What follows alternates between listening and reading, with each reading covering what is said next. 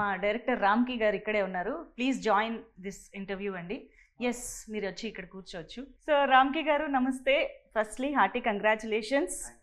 So ఒక మంచి ప్రాజెక్ట్తో రావాలని ఏ డైరెక్టర్ అయినా కలలు కంటూ ఉంటారు, వెయిట్ చేస్తూ ఉంటారు. సో మీకు ఆ అవకాశంతో పాటు ఇంకొక అదృష్టం కూడా దొరికింది. రాఘవేంద్రరావు గారి సాన్నిహిత్యంలో, ఆయన పర్యవేక్షణలో చేయగలిగే అరుదైన ఆపర్చునిటీ దొరికింది మీకు.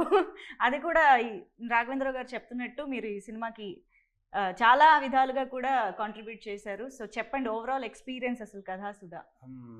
బేసికల్గా ఫస్ట్ నేను అసలు ఇండస్ట్రీకి రావడం కోసమని ట్రయల్స్ స్టార్ట్ చేసేటప్పుడు షార్ట్ ఫిల్మ్స్ అవి చేసేవాడిని.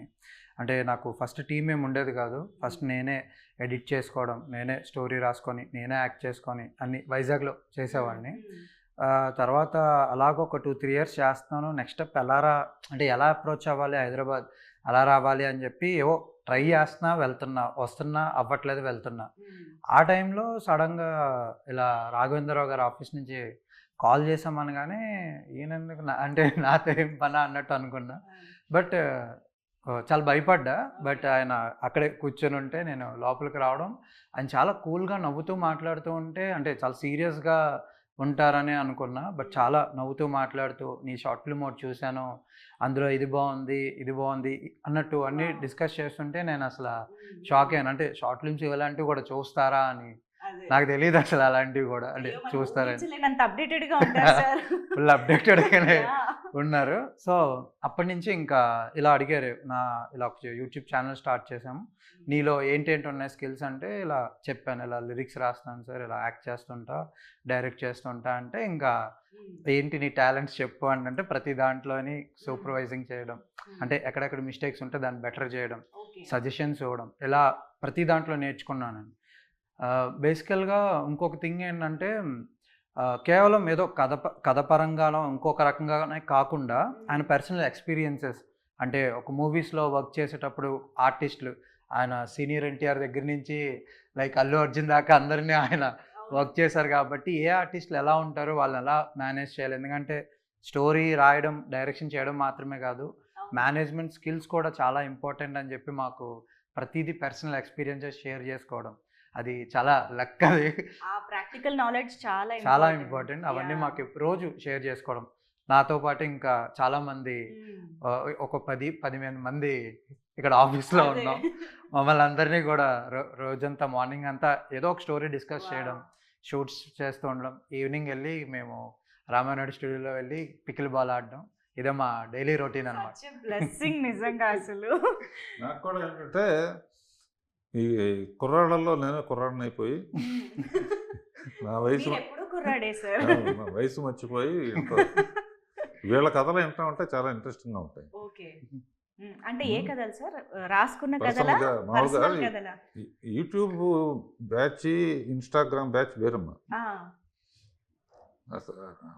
దాని డెప్త్ ఏంటి, అందులో ఎలా ఇన్స్టాగ్రామ్ అంటే ఏంటి, యూట్యూబ్ అంటే ఏంటి, ఎవరెవరు బాగా చేస్తారు, ఇందులో ఉన్న కష్ట నష్టాలు ఏంటి, హీరోయిన్స్ ఎలా పట్టుకుంటారు, ఇటువంటి ఎక్స్చేంజ్ చేసుకోవటం. తన ద్వారా కొంతమంది ఫస్ట్ ఇతనే వచ్చాడు, తన ద్వారా ఇంకా సాయి తేజ అని, ఇంకో అబ్బాయి శేఖర్ అని, ఇట్లా చాలామందిని. నాకు కూడా ఏంటంటే ఫుల్ డే ఏదో పని, వాడు పగల ఈ డిస్కషన్ అయితే మధ్యాహ్నం ఇంకో డిస్కషన్, అది కూడా మీకు ఇష్టమైన. సో బాపినేడు గారు ఇట్లా ఫస్ట్ చేయాలనుకున్నప్పుడు మేము ఇద్దరం డిస్కస్ చేసుకుని ఇతను కథ చెప్పాడు, బాగా నచ్చి యూట్యూబ్లో షార్ట్ ఫిల్మ్స్ చూడటం మొదలుపెట్టాను. షార్ట్ ఫిల్మ్స్లో ఎవరు బాగా తీశారో, ఎవరు సబ్జెక్ట్ కానీ టేకింగ్ కానీ, వాళ్ళకున్న లిమిటెడ్ బడ్జెట్లో దొంగతనం, ఎక్కడ లొకేషన్ ఫీజులు కట్టకూడదు, దొంగతనంగా రోడ్డు మీద పెట్టేసి కార్ల కెమెరా ఇవన్నీ వింటా ఉంటే నాకు ఒకసారి రోడ్డు మీద షూటింగ్ చేస్తుంటే పోలీసు వచ్చాయంట. పోలీసు వస్తే వీళ్ళు మీరు రాఘవేంద్రరావు అన్నాడు. వాడేసుకుంటారు అప్పుడే. అంటే గ్యారంటీ ఏంటంటే నాకు ఫోన్ చేశారన్నమాట,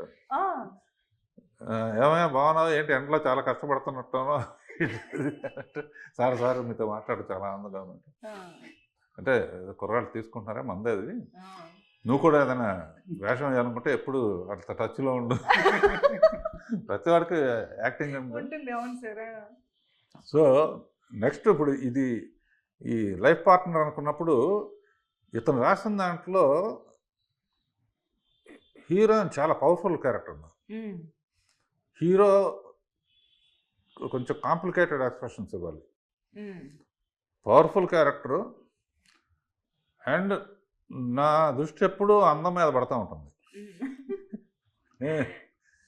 సరే జనరల్గా న్యూస్ చూస్తే హత్యలు విత్యలు రోడ్ యాక్సిడెంట్లు ఇవన్నీ ఉంటాయని చెప్పి నేను యూట్యూబ్ కానీ ఈ షోస్ చూస్తూ ఉంటాను.